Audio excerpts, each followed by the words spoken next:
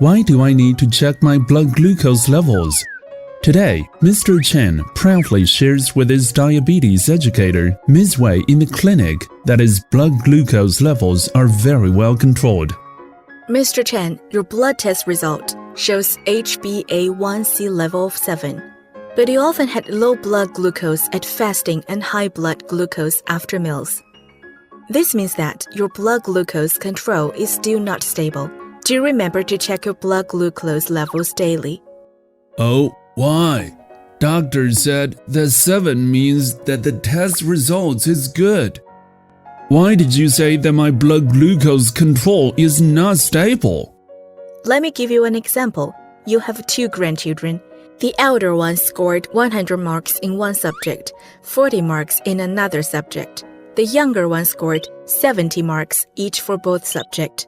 Which grandchild is more steady in his study? The younger one, of course. The older one has failed one subject. He deserves a scolding from me. You're right. This is the same situation with your blood glucose. Take a look.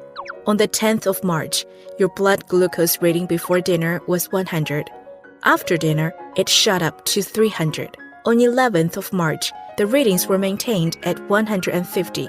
On the 12th of March, it shot up again to 250 and above. Fluctuating between high and low readings like this is not good for your health. But then again, my HbA1c level is 7. You're not wrong. HbA1c test tells you the average level of blood glucose over the past 3 months, but it is not able to tell you about the food that you ate and raised your blood glucose level, or what activity that you did and caused your blood glucose to drop. So this is why you need to check your blood glucose levels to understand better. Fluctuating between high and low blood glucose levels may easily cause complications, especially when the blood glucose level is low.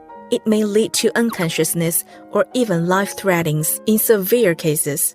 So do remember to check your blood glucose daily. All right, now I get it.